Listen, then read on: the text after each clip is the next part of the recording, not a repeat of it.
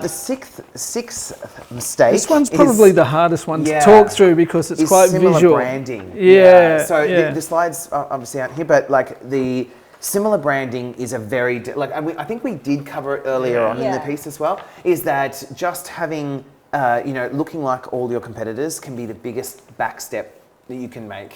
And like Kristen's probably the best one to talk about this. Look, absolutely. The slides, when you get them, we've actually done a really simple visual on from the law survey. We were able to just mock up what the average legal brand looked like, and it's, as we mentioned before, was blue, black, grey, white. It had Baskerville font, but it was a mixed font for its web page, and there was mixed tone of voice. So there was we're the legal brand for you, but quick, buy now. You're going to get really a giggle confusing when you actually look at it. Yeah. You're going to see it and go, I've seen this before. And it's a complete mock-up. It's not anyone's actual website. But when you see this, you're going to say, I've seen this brand.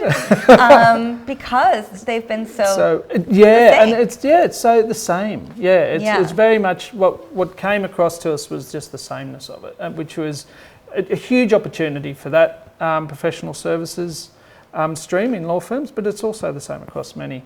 Look, what we'll do in terms of that, Chris, I think when we put the slide deck out, we'll put a couple of other slides in there to explain that, so that people can see how, because we've given you two examples of how actually just with a little bit of thought, a little bit of understanding of who your customer base is, what sectors you want to serve, what your values are as a business, you can really quickly and effectively differentiate. And it touches on all the aspects that we talked about in terms of the colours that you might use, the fonts you might use, the brand imagery, the tone that you adopt, everything down from. I mean, I love the mock-up that we did of the generic brand, where the imagery of what you've got, and you see it all the time. It's a stock image of a city, a cityscape, somebody sitting in an office, looking out a window, contemplating. I have no idea what they're contemplating. I don't even know whether they're the professional or whether they're the customer or whether they're happy at the service they've just received or whether they're not sure about what's going to come next. So this is where consistency is not a good thing. But not consistency with your competitors. Not consistency with your competitors. You want to be consistent with your own brand, and so adding that touch of colour. And I know. Well, let's just talk about one of them. You can. Well, I mean, my brand, right? So what I find is in my industry is a lot of copywriters all look the same. We're professional services like any other.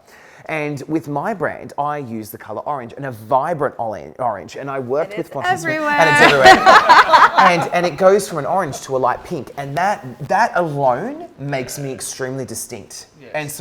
And what it is having the boldness that we talked about and the courage earlier on to be distinct and stand out. But it's not just about using a loud color, though. It's because that fits your brand. It fits my personality. It fits Chris's personality, it fits his brand, and it fits what he's putting out there. So I think it's important that, and when you'll see these examples, one of them using more of a construction-based lawyer, it's not always about, having popping. It's more about it just suitability.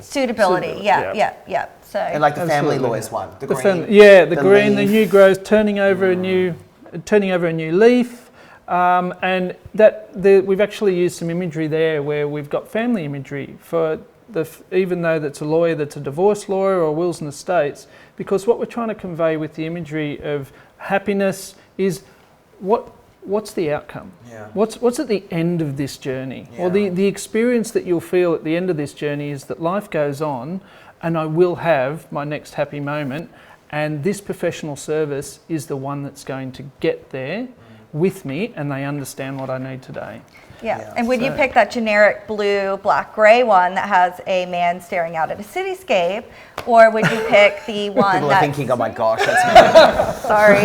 Or would you pick the one that's, green and showing what you could become if this journey turns out all right, and how this service is going to help you? Your mind instantly in that second that we talked about, like the book Bling, it's going to see that and go, oh, they get where I want, who I am, and they get me. And they remember you. And yeah.